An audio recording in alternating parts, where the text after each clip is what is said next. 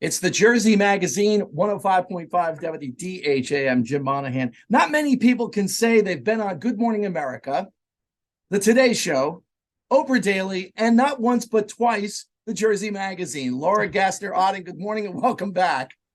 Well, I'm thrilled to be here, but this will be my second time here. And, I just found out I'm going to be on Good Morning America again on January 10th. So I'll be on Good Morning America 3 times, which means you need to have me back a third time so we can keep the streak alive. I'll get on that. First of all, Happy New Year. Happy New Year to you too, Jim. And I assume you're not doing the New Year, New Me thing, or are you?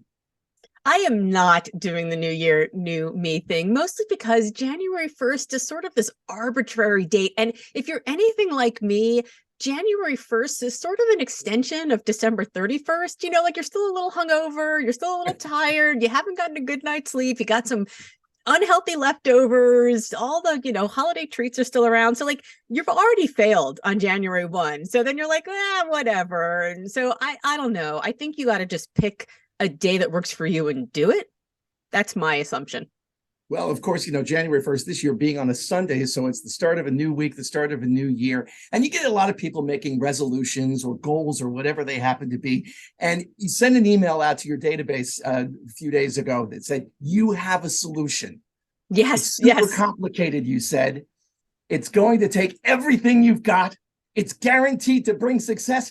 I'm excited. What is it? Okay, are you listening? Are you sitting down? It's really tough. Aim low.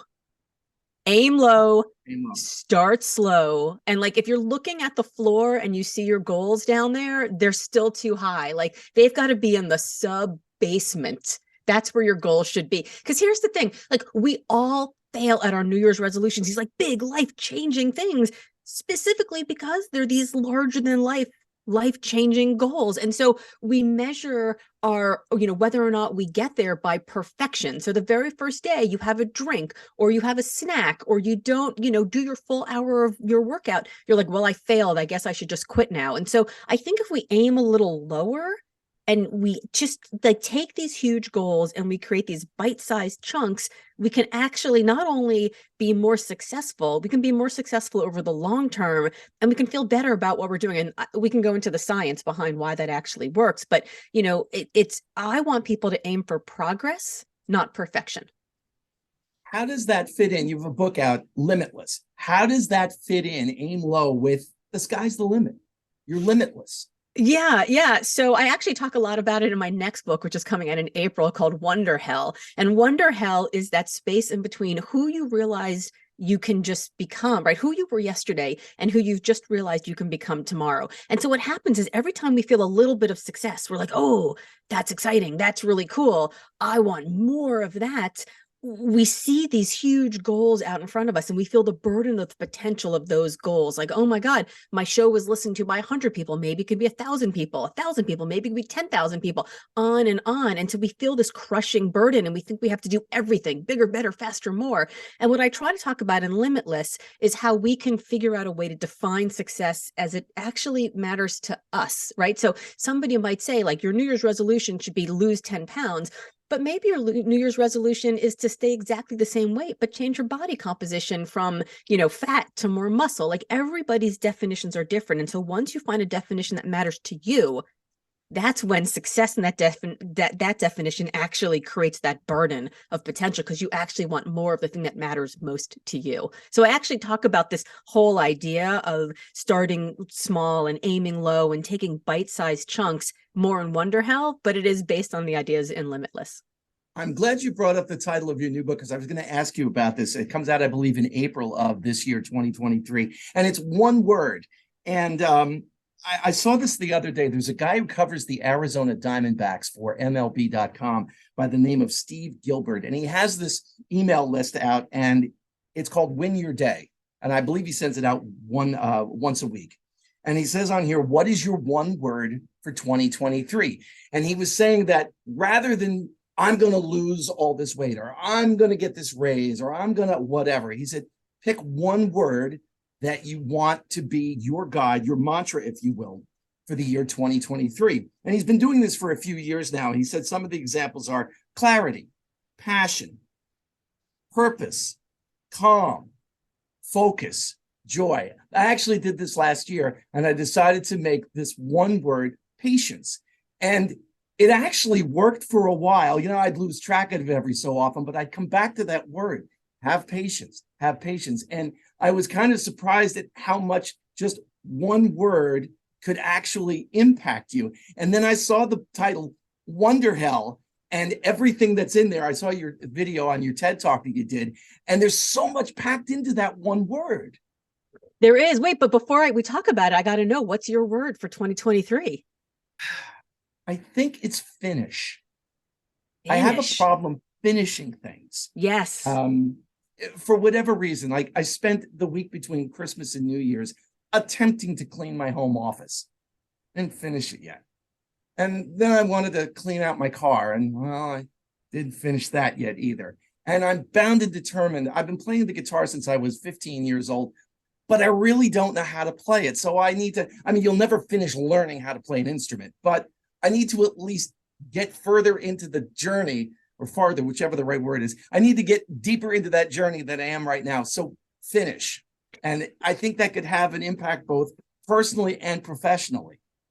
Okay, so here is how we take the like start small, aim low idea and put it towards finish. Rather than clean out my office, your goal can be, I'm going to clean out the left top drawer today. Next week, the right top drawer, right? The week after that, that one drawer that has both the most important documents in your life and also a whole lot of garbage, right? Everyone has that drawer that has like the combination of like some old sample floss you got from the dentist and also your last will and testament, right? We all have that one drawer that has the most random and the most important stuff in it. So, you know, clean out your car. Today, you're going to clean up the glove box. Tomorrow, you're going to clean up the little center console, right? Like just pick little bits and then you'll make progress towards it. So you actually feel good. And each time you do the one thing, you get this dopamine hit. So you get all excited. And then once you've done the glove box and the center console and the little side pockets on the doors, you're like, cool, this is awesome. I feel good. I'm excited to now clean up the back seat, right? So that's how this principle of start slow, aim low actually, you know, this bite-sized chunks actually helps you to, you know, eat the entire elephant, right? One bite at a time. So Wonderhell is a word where, oh my God, I've done something. It's exciting. It's amazing. It's humbling. It's wonderful. And also now that I've done it, I see that I can do so much more. That's terrifying and anxiety provoking and identity, you know, shifting. It's actually kind of hell, right? It's wonderful and it's hell. It's wonder hell. And we all sit in this space of, I didn't know if I could do the thing. And now that I've done the thing, wow, there's so much more I can do. Now what? Right? And each one of us feel this burden just in direct correlation to our ego. And I'm not saying ego is a bad thing. Ego is like our sense of self in the world. So if you feel like, yeah, I do want more, I can have more, I'm worthy of having more, then you're going to feel this wonder hell space even more. And what I did when I felt my own wonder hell, when Limitless came out and it was, you know, a bestseller right behind Michelle Obama, and I was on Good Morning America, Today Show, and your show, and all of these, you know, all this great media. I had this moment where I was like, well, someone's got to sit under the oak tree with Oprah. Why not me? And I had that moment of like, wow, did I just say that out loud? Did I really want more? Is that okay? Am I allowed to be this ambitious? And in that moment of feeling that, I couldn't unsee myself sitting under the oak tree with Oprah. Now, I haven't yet been on, you know, Oprah. So like, Oprah, call me, right? Like I've written for your magazine, but like, you know, I'll bring snacks. We can sit under the oak tree and chat together on Super Soul Sunday. But in that moment, when you see yourself in that, you can't unsee it. It's why internal candidates always end up leaving if they don't get the job, because in the very process of interviewing for that next job, they see themselves in the role. They think, you know, about answers in the role. They were the close of that role. And once they've done it, they can't not see themselves in that role. So my word for 2023 is going to be elevation. Elevation. You, if you pick yes. a word, what would it be? So elevation is the act of elevating. So I want to elevate everything that I do. I want to be elevated. When you're elevated, you have more perspective over people and problems. You don't have these knee-jerk emotional responses. You have patience, right? As you're thinking about elevation, you are elevating all of your goals so that they're just a little bit higher, a little bit harder to reach. They make you work a little bit more for it, because all throughout our lives, people are going to be like, you shouldn't, and maybe you mustn't, and God forbid you do, right? And people pick and they pick and they pick at your goals, so that all the work you do for those goals, by the time you get to those goals, they should be worthy of you. So if you elevate the goal so that all these people picking at them can't pull them down too far, that's even better. So everything that I want to do in 2023 is going to be elevated in some way, more polished, more refined, more strategic, more practiced, higher, more perspective. But for me, that word is elevation. Laura Gassner Otting, my guest this morning here on the Jersey Magazine. We're kicking off a new year 2023 at 105.5 WDHA.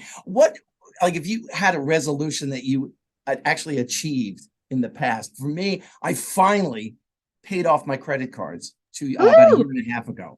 And what a liberating feeling that was, until I started to run them back up again. But I have them under control, unlike what I was a couple of years ago. Have you ever had one of those resolutions that you set out to do and you actually accomplished it? Oh, that's a really good question. I think the one thing I come back to every year is just to be more present with my friends, more present with my family. And, it hit me one year. I was actually in Las Vegas, and I was thinking, I was actually giving advice to a friend of mine who was in a long distance relationship. And I was like, look, the problem with long distance relationships is that every time you're together, you feel like you have to be so super present and everything has to be so super perfect. And then if it's not, everything falls apart. So what if you just again, lowered the bar, and all you try to do is just be present for each other. You don't have to have the best meal and go on the best picnic and have the best walk by the lake. Just be present with each other. And as I was giving her this advice, sitting in Las Vegas, now I live in Boston. I know you're a Red Sox fan. Woohoo. As I was sitting there in Vegas giving her this advice, I thought to myself, I've been married for 25 years and I travel every week for work, and I've traveled every week for work for almost 25 years. I'm also in a long distance relationship, even though I share the same bedroom with my husband. We are all in long distance relationships. When was the last time you saw your best friend? When was the last time you saw a sibling? When was the last time you actually had a date night with your partner? We're all in long distance relationships, even if we don't have any distance between us. And so my New Year's resolution every year is just this reminder to come back and be more present with the people who are in my life. Laura Gassner Otting, my guest at 105.5 WDHA. Her most recent book, Limitless, is a wonderful read, and the new one, Wonderhell, coming out in April. We'll have to have you on again for your third time as we get closer to the release date of the book. For our listeners who are interested, LauraGassnerOtting.com, and you're all over social media as well, correct? I am. All my friends call me LGO, so I'm at Hey LGO on all the socials. Well, thank you again so much for your time. Happy New Year and best of luck with your one-word goal. Happy New Year to you too, Jim.